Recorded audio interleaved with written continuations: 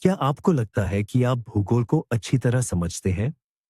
तो उन सारी बातों पर सवाल उठाने के लिए तैयार हो जाइए जो आपने स्कूल में पढ़ी थी।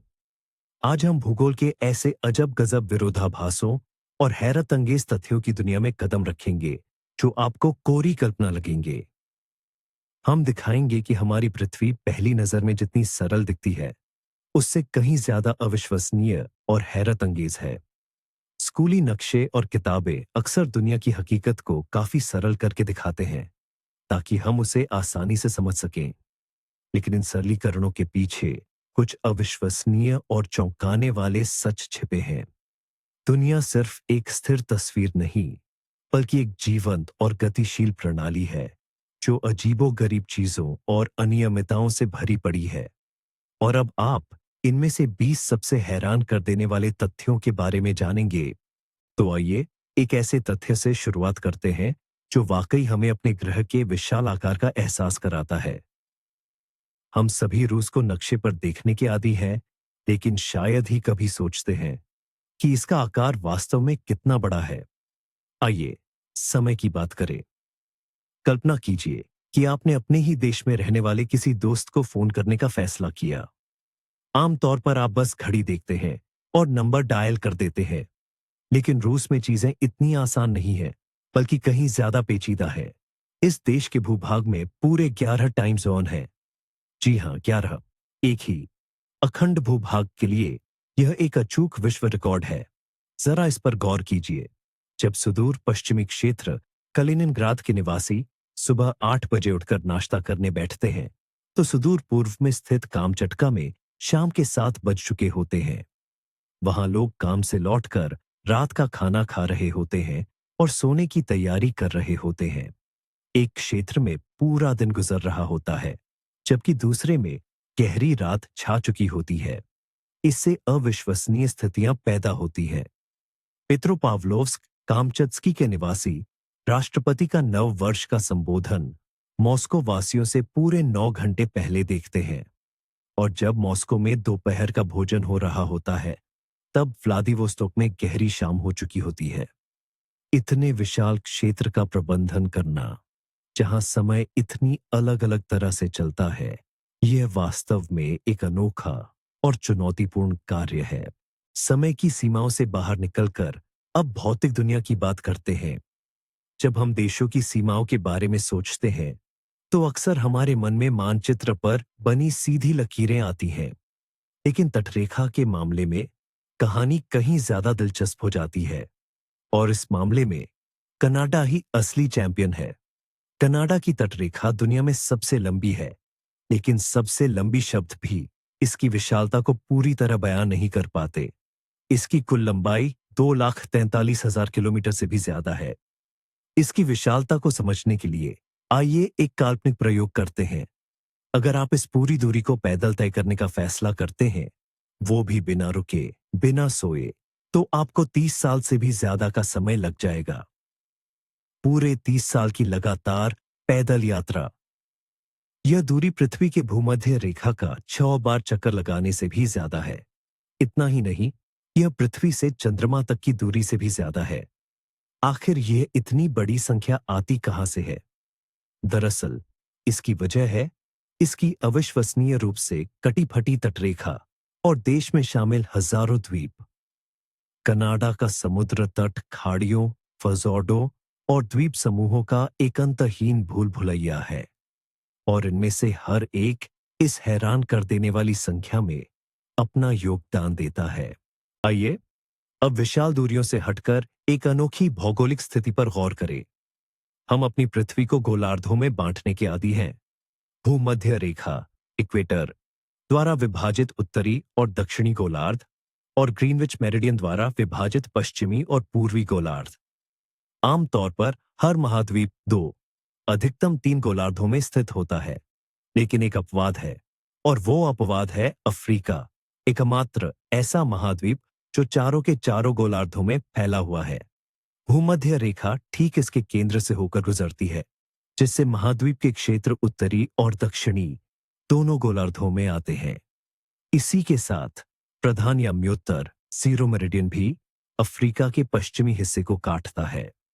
इसका मतलब है कि आप अफ्रीका के एक हिस्से में खड़े होकर उत्तरी और पूर्वी गोलार्ध में हो सकते हैं और फिर उसी महाद्वीप को छोड़े बिना दूसरे हिस्से में जाकर दक्षिणी और पश्चिमी गोलार्ध में खुद को पा सकते हैं। भूमध्य रेखा और प्रधान याम्योत्तर का मिलन बिंदु, जिसे जीरो आइलैंड कहा जाता है, अटलांटिक महासागर में घाना के तट से बिल्कुल पास स्थित है। सचमुच अफ्रीका हमारे ग्रह का एक सच्चा भौगोलिक चौराहा है। तो आइए अब हम अकेलेपन के बिल्कुल दिल में चलते हैं। धरती पर एक ऐसी जगह की कल्पना कीजिए जो किसी भी जमीन से, किसी भी द्वीप या महाद्वीप से अधिकतम दूरी पर हो। ऐसी जगह सचमुच मौजूद है और इसका एक आधिकारिक नाम भी है, पॉइंट नेमो। महासागर में दुर्गमता का यह बिंदु प्रशांत महासागर के दक्षिणी भाग में स्थित है। इसके सबसे नजदीकी जमीन के हिस्से निर्जन ड्यूसी एटोल, मोटुनुई द्वीप और माहिर द्वीप इससे 2688 किलोमीटर से भी ज्यादा दूरी पर है। यह इतनी दूर है कि अगर आप पॉइंट नेमो में हो तो आपके सबसे नजदीकी इंसान शायद कोई नाविक या द्वीपवासी नहीं, बल्कि अंतरिक्ष यात्री होंगे। जी हां, आपने बिल्कुल सही सुना। अंतर्राष्ट्रीय अंतरिक्ष स्टेशन, जो धरती से लगभग 400 किलोमीटर की ऊंचाई पर परिक्रमा करता है, इस जगह के किसी भी जमीन से ज्यादा करीब होता है। पॉइंट नेमो को अंतरिक्ष यानों का कब्रिस्तान के नाम से भी जाना जाता है। यहीं पर उन उपग्रहों और अंतरिक्ष स्टेशनों को गिराया जाता है जिनका कार्यकाल पूरा हो चुका होता है, ताकि वे इंसानों और समुद्री जहाजों के रास्तों से दूर गिरे। यह हमारे ग्रह पर सबसे अलग थलग जगह है, चाहे वह सतह पर हो या उसके नीचे। टाइम ट्रैवल का क्या? सुनने में भले ही साइंस फिक्शन लगे, लेकिन हमारी धरती की बनावट इसे मुमकिन बनाती है। इसके लिए आपको किसी डिलोरियन की भी जरूरत नहीं पड़ेगी। बस आपको रूस और अमेरिका के बीच बेरिंग जल्द मरुमध्य बेरिंग स्ट्रेट में होना है। वहीं पर डायोमीड द्वीप, डायोमीड आइलैंड्स मौजूद है। एक है बड़ा डायोमीड जो रूस का हिस्सा है और दूसरा है छोटा डायोमीड जिस पर अमेरिका का कब्जा है। इन दोनों द्वीपों के बीच की दूरी 4 किलोमीटर से भी कम है। अगर मौसम अच्छा हो तो आप एक द्वीप से दूसरे को आसानी से देख सकते हैं। लेकिन असली हैरत की बात यह है कि इन दोनों के बीच से अंतर्राष्ट्रीय तिथि रेखा, इंटरनेशनल डेटलाइन, गुजरती है। इसका मतलब है कि जब रूसी द्वीप पर मान लीजिए शनिवार की दोपहर होती है, तो अमेरिकी द्वीप पर उसी समय शुक्रवार की दोपहर होती है। समय का ये फर्क लगभग पूरे एक दिन का होता है। छोटा डायोमीड के लोग सचमुच दूरबीन से बड़ा डायोमीड पर कल यानी अगला दिन देख सकते हैं। और अगर सर्दियों में ये जलमरुमध्य जम जाता है तो आप सैद्धांतिक रूप से पैदल चलकर आज से बीते हुए कल में जा सकते हैं। इन्हीं द्वीपों को अक्सर कल का द्वीप और बीते हुए कल का द्वीप कहा जाता है। अब समय आ गया है कि एक ऐसे भौगोलिक मिथक को दूर किया जाए जो हम सभी के दिमाग में स्कूल के दिनों से घर कर गया है। आप किसी से भी पूछिए, दुनिया का सबसे ऊंचा पर्वत कौन सा है, और 99% लोग बिना सोचे समझे जवाब देंगे, माउंट एवरेस्ट। और जानते हैं क्या? तकनीकी रूप से वे सही होंगे, लेकिन सिर्फ कुछ हद तक। माउंट एवरेस्ट, जिसे चोमोलुंगमा भी कहते हैं, वाकई हमारी पृथ्वी का समुद्र तल से सबसे ऊंचा बिंदु है। इसकी छोटी 827 मीटर की ऊंचाई तक पहुंचती है। जमीन पर रहते हुए जितनी ऊंचाई तक चढ़ा जा सकता है, यह उसका एक पूर्ण रिकॉर्ड है। लेकिन असली पेच यहां है, यह आधार से शिखर तक सबसे ऊंचा पर्वत नहीं है। मिलिए असली विशालकाय से, हवाई द्वीप पर स्थित माउना केआ ज्वालामुखी से। इस पर्वत का अधिकांश हिस्सा प्रशांत महासागर की गहराई में पानी के नीचे छिपा हुआ है, और अगर इसे इसके सबसे निचले आधार, जो कि महासागर तल पर है, से लेकर इसकी चोटी तक मापा जाए, जो समुद्र से ऊपर भी उठती है, तो इसकी कुल ऊंचाई 10,200 मीटर से ज्यादा हो जाती है। ये एवरेस्ट से लगभग 1.5 किलोमीटर ज्यादा ऊंचा है। तो अगली बार जब कोई एवरेस्ट की बात करे तो आप समझदारी से पूछ सकते हैं, क्या आपका मतलब समुद्र तल से सबसे ऊंचे बिंदु से है या समग्र रूप से सबसे ऊंचे पर्वत से है? आइए एक बार फिर हम अपनी आकार और दूरी की धारणाओं पर विचार करें। हर शाम हम सिर उठाकर आसमान में चांद देख सकते हैं। यह हमें बेहद विशाल और दूर लगता है, रात के आसमान का एकमात्र शासक। और अब आइए इसकी तुलना उससे करें जो हमारे पैरों के नीचे है। ऑस्ट्रेलिया के नक्शे पर एक नजर डालिए। यह द्वीप महाद्वीप दिखने में तो बहुत बड़ा लगता है, लेकिन शायद ही किसी ने सोचा होगा कि ब्रह्मांडीय पैमाने पर इसका असली आकार क्या है। तो यह रहा एक ऐसा तथ्य जो आपके होश उड़ा देगा।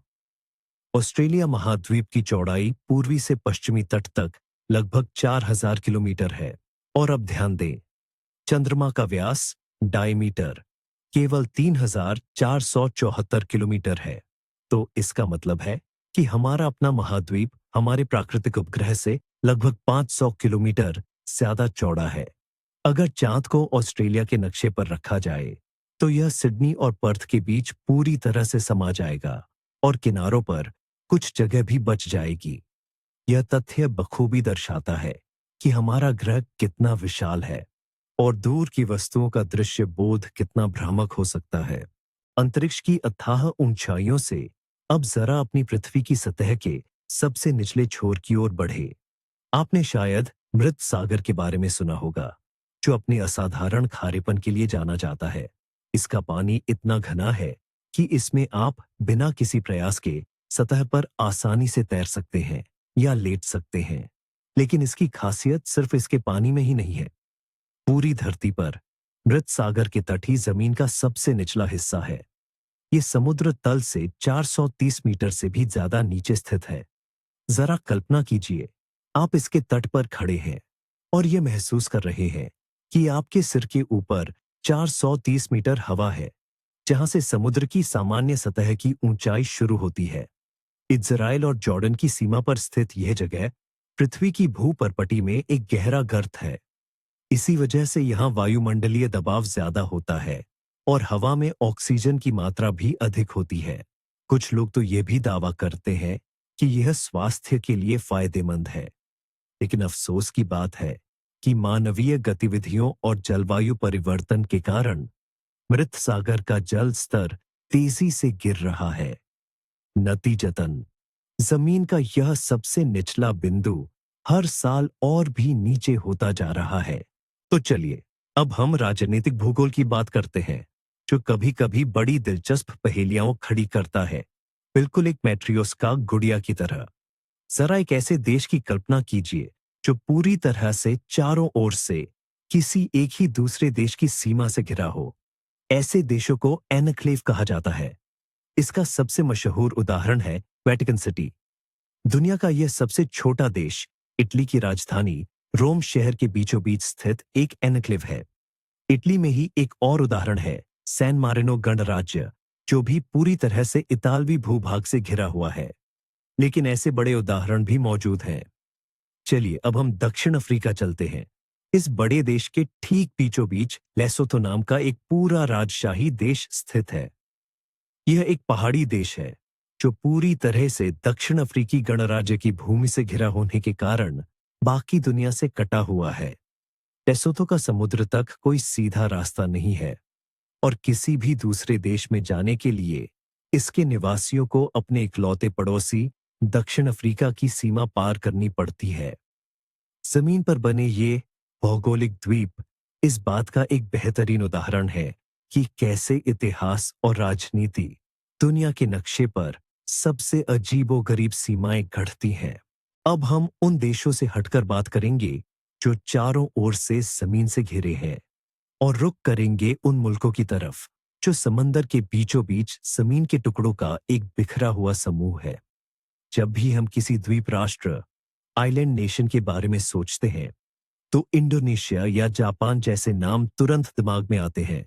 लेकिन एक ऐसा देश भी है जो द्वीपों के समूह आर्किपेलागो की इस अवधारणा को बिल्कुल नए स्तर पर ले जाता है। हम बात कर रहे हैं फिलीपींस की। दक्षिण पूर्व एशिया का यह द्वीप समूह आधिकारिक तौर पर 7641 द्वीपों से बना है। जरा इस संख्या पर गौर कीजिए। अगर आप रोज सिर्फ एक द्वीप घूमने का प्लान बनाए तो आपको लगभग 21 साल लग जाएंगे। हैरानी की बात यह है कि इनमें से सिर्फ करीब 2000 द्वीपों पर ही आबादी है और कई तो ऐसे हैं जिनका कोई नाम भी नहीं है। ऐसी भौगोलिक बनावट एक अनूठी संस्कृति और अविश्वसनीय जैव विविधता को जन्म देती है।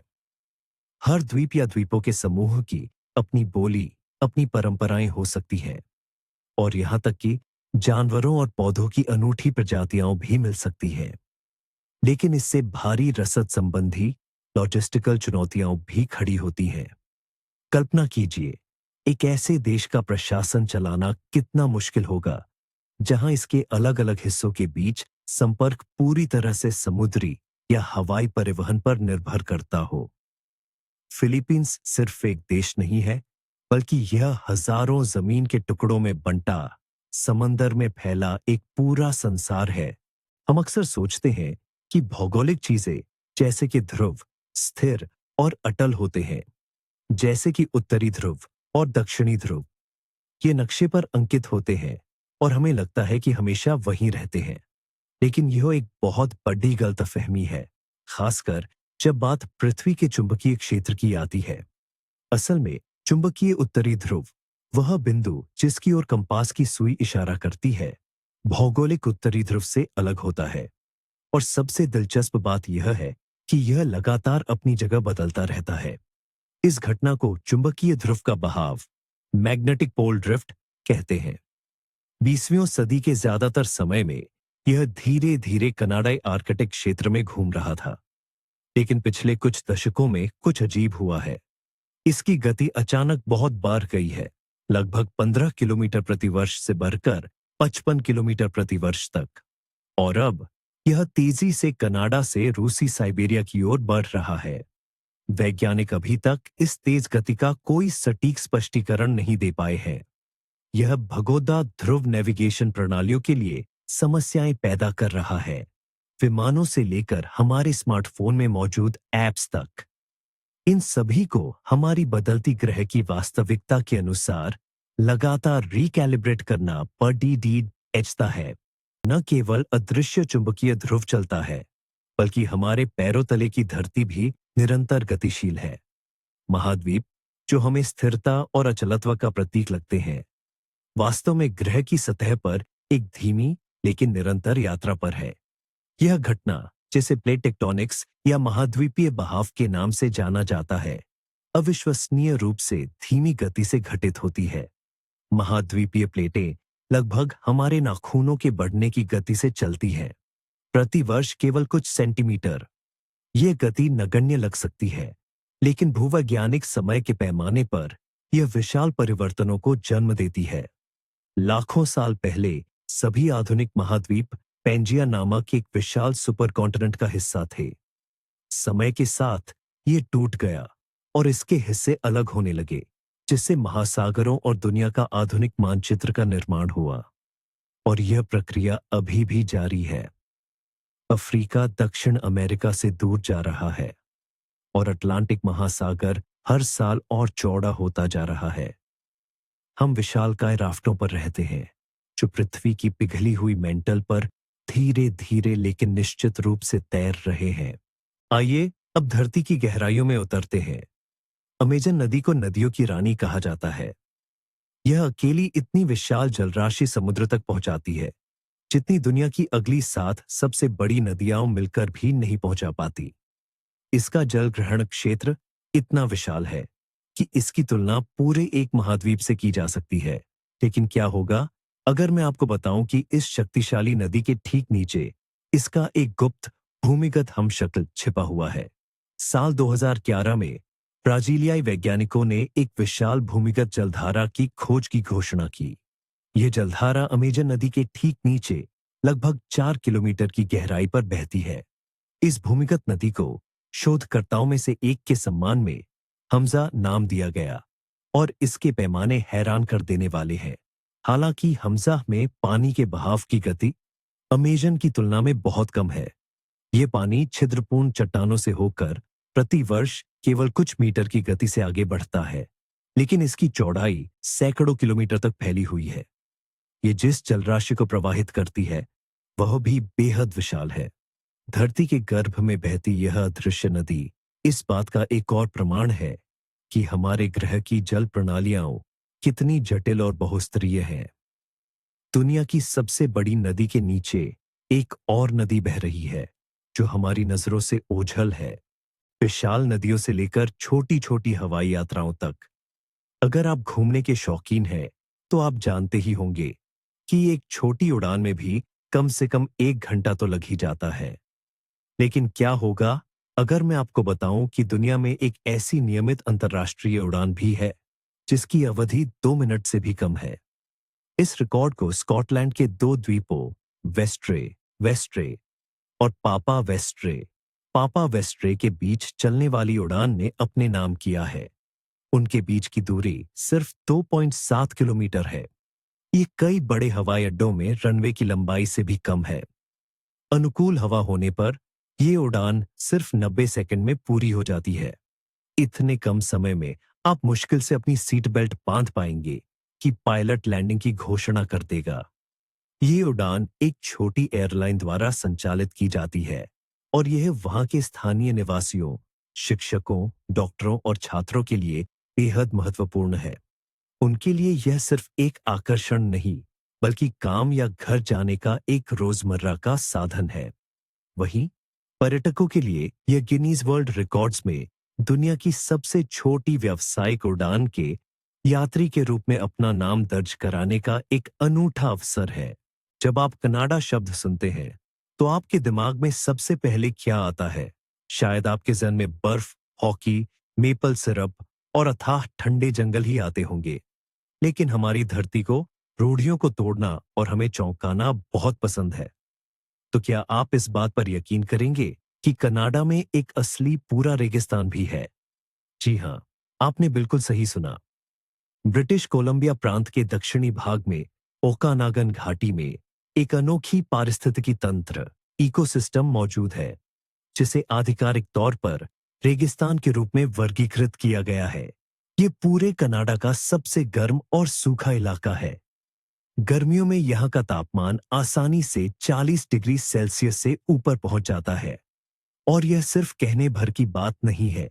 यहाँ का परिदृश्य भी पूरी तरह से रेगिस्तानी है। रेतीले टीले, नागदौना और सबसे हैरत अंगेज बात, ओपनटिया कैक्टस। यहाँ रेगिस्तानों में पाए जाने वाले आम जानवर भी रहते हैं, जैसे राइटलस्नेक, बिच्छू और ब्लैक विडो मकड़ी। कनाडा का यह छोटा लेकिन सच्चा रेगिस्तान इस बात का जीता जागता प्रमाण है कि कैसे एक सूक्ष्म जलवायु माइक्रोक्लाइमेट उन जगहों पर भी बिल्कुल अप्रत्याशित प्राकृतिक क्षेत्र बना सकती है, जहां उनकी उम्मीद भी नहीं की जा सकती। राजनीतिक भूगोल कई बार ऐसी अजीबोगरीब स्थितियां पैदा कर देता है, जो नक्शे पर बनी किसी गलती जैसी लगती है। इन्हीं में से एक सबसे अजीबोगरीब जगह है अमेरिकी एक्सक्लेव पॉइंट रॉबर्ट्स। कल्पना कीजिए संयुक्त राज्य अमेरिका के एक ऐसे भूभाग की, जहां सड़क मार्ग से जाने के लिए आपको किसी दूसरे देश से होकर गुजरना पड़ता है। पॉइंट रॉबर्ट्स कनाडा के ब्रिटिश कोलंबिया प्रांत से दक्षिण की ओर निकला हुआ एक छोटा सा प्रायद्वीप है। ऐतिहासिक रूप से अमेरिका और कनाडा के बीच की सीमा 49वीं समानांतर रेखा 49th पैरेलल पर खींची गई थी। लेकिन इसी सीधी रेखा ने प्रायद्वीप के बिल्कुल आखिरी सिरे को काट दिया और इसे अमेरिकी क्षेत्र बना दिया। नतीजतन पॉइंट रॉबर्ट्स से अपने ही वॉशिंगटन राज्य के किसी भी दूसरे हिस्से में जाने के लिए निवासियों को 2 बार अंतर्राष्ट्रीय सीमा पार करनी पड़ती है। पहले कनाडा में प्रवेश करना, 25 मील की दूरी तय करना और फिर दोबारा अमेरिका में प्रवेश करना। महामारी के दौरान जब सीमाएं बंद थीं, तब इस छोटे से शहर के निवासी अपने ही देश से पूरी तरह कटकर एक तरह से फंस गए थे। ये वाकई एक अनोखा भौगोलिक अजूबा है, जो नक्शे पर एक कलम के निशान से बना है। हमने डायोमेड द्वीप समूह के बारे में बात की है, जो अंतर्राष्ट्रीय तिथि रेखा से विभाजित है। लेकिन जहां ये द्वीप स्थित है, वह बेरिंग जलडमरुमध्य एक और आश्चर्यजनक तथ्य समेटे हुए है। यह जलडमरुमध्य सिर्फ रूस और अमेरिका को ही नहीं, बल्कि 2 विशाल महाद्वीपों यूरेशिया और उत्तरी अमेरिका को अलग करता है। और साल के कुछ खास समय में इनके बीच की दूरी पैदल तय की जा सकती है। सर्दियों में आर्कटिक की भीषण ठंड बेरिंग जलमरु मध्य को बर्फ की मोटी चादर से ढक देती है। इसके सबसे संकरे बिंदु पर इसकी चौड़ाई लगभग 82 किलोमीटर है। हालांकि यह दूरी भी दुर्गम लग सकती है, लेकिन डायोमेड द्वीप समूह के ठीक बीच में होने के कारण यह काम थोड़ा आसान हो जाता है। सर्दियों में रूसी तट, बड़ा डायोमेड, छोटा डायोमेड और अलास्का के तट के बीच एक ठोस बर्फीला पुल बन जाता है। सैद्धांतिक रूप से यह एक गोलार्ध से दूसरे गोलार्ध तक, एक महाद्वीप से दूसरे महाद्वीप तक पैदल यात्रा संभव बनाता है। निश्चित रूप से व्यवहार में यह एक बेहद खतरनाक यात्रा है, क्योंकि इसमें अस्थिर बर्फ, ध्रुवीय भालू और अत्यधिक ठंड का सामना करना पड़ता है। लेकिन जिस तरह से दो विशाल महाद्वीप इस तरह जुड़ते हैं, यह तथ्य अपने आप में कल्पना से परे है। यह एक और ऐसी बात है जो हमारी सहज समझ और स्कूली ज्ञान से बिल्कुल अलग है। पृथ्वी पर सबसे गर्म जगह कहाँ है? तर्क तो यही कहता है कि भूमध्य रेखा पर, क्योंकि वहीं सूर्य की किरणें सतह पर सबसे सीधे पड़ती हैं। इस क्षेत्र को सबसे ज्यादा सौर ऊर्जा मिलती है, इसलिए वहां सबसे अधिक तापमान होना चाहिए। क्या यह तार्किक लगता है? हाँ, लेकिन यह गलत है। भूमध्य रेखा पर वाकई पूरे साल गर्मी रहती है, लेकिन उच्च आर्द्रता और लगातार बारिश के कारण वहां शुष्क रेगिस्तान के बजाय घने उष्णकटिबंधीय वर्षावन बनते हैं। बादल सूर्य के प्रकाश का एक हिस्सा परावर्तित करते हैं और पानी का वाष्पीकरण सतह को ठंडा करता है। हालांकि पृथ्वी पर सबसे अधिक तापमान नियमित रूप से उपोष्णकटिबंधीय अक्षांशों में स्थित रेगिस्तानों में दर्ज किए जाते हैं, जो भूमध्य रेखा से काफी उत्तर और दक्षिण में है। दुनिया के गर्मी के ध्रुव कैलिफोर्निया, अमेरिका की डेथ वैली और ईरान के लूत रेगिस्तान को माना जाता है। यहीं पर हवा और सतह के रिकॉर्ड तोड़ तापमान दर्ज किए गए हैं, जो 70 डिग्री सेल्सियस से भी ज्यादा थे। शुष्क हवा और बादलों की अनुपस्थिति सूर्य को सतह को अविश्वसनीय स्तर तक गर्म करने की अनुमति देती है। तो ग्रह के सबसे गर्म स्थान वहां नहीं है जहां हम उम्मीद करते हैं। आइए अब हम गर्म रेगिस्तानों के ठीक उलटी जगह अंटार्कटिका की ओर रुख करते हैं। यह महाद्वीप हमारे लिए बर्फ, ठंड और पेंगुइन का पर्याय बन चुका है। पृथ्वी पर यह सबसे ठंडा स्थान है, जो कई किलोमीटर मोटी बर्फ की चादर से ढका हुआ है। ऐसा लगता है कि इस बर्फीली टोपी के नीचे जमी हुई चट्टानों के अलावा और कुछ नहीं हो सकता। लेकिन हकीकत इससे कहीं ज्यादा आग से भरी है। अंटार्कटिका की बर्फ के नीचे दुनिया की सबसे बड़ी ज्वालामुखी श्रृंखलाओं में से एक छिपी हुई है। वैज्ञानिकों ने वहां लगभग 140 ज्वालामुखी शंकु खोजे हैं, जो इस महाद्वीप के पश्चिमी भाग में फैले हुए हैं।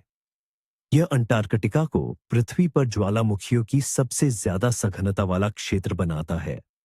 इनमें से ज्यादातर निष्क्रिय माने जाते हैं, लेकिन कुछ सक्रियता दिखाते हैं।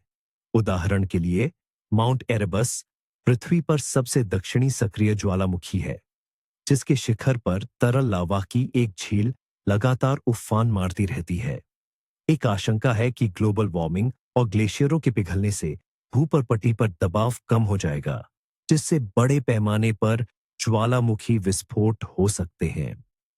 जरा इस नजारे की कल्पना कीजिए। एक ज्वालामुखी जो 2 किलोमीटर मोटी बर्फ की परत को चीरते हुए फट रहा है। और हमारे मुख्य भाग के समापन में आइए सबसे छोटे देशों के बारे में बात करें। हमने वेटिकन का एक एन्क्लेव देश के रूप में पहले ही उल्लेख किया है, लेकिन इसका आकार विशेष ध्यान देने योग्य है, क्योंकि यह वास्तव में देश की हमारी सभी धारणाओं को तोड़ता है। वेटिकन सिटी का क्षेत्रफल केवल 0.44 वर्ग किलोमीटर है।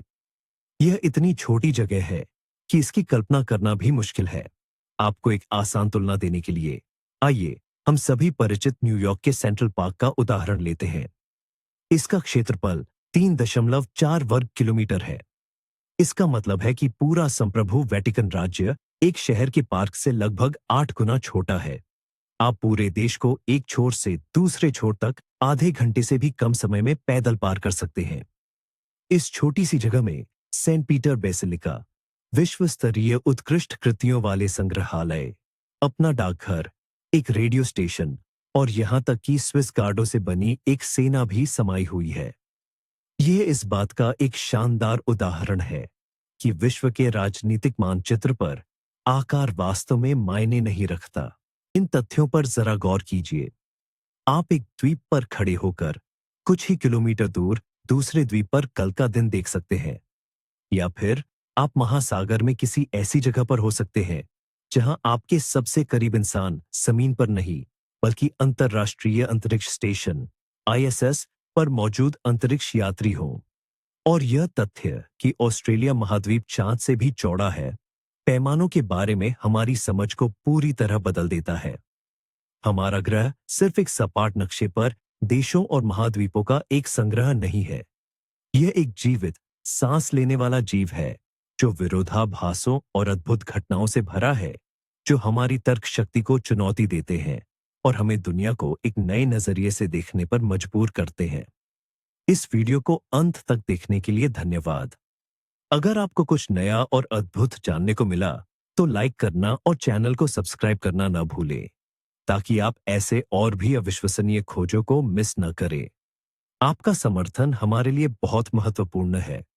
और अब आपके लिए एक सवाल, इन तथ्यों में से आपको सबसे ज्यादा हैरान किसने किया? या शायद आप किसी और भौगोलिक विरोधाभास के बारे में जानते हैं जिसका हमने जिक्र नहीं किया? इसके बारे में टिप्पणियों में लिखें। आइए चर्चा करें।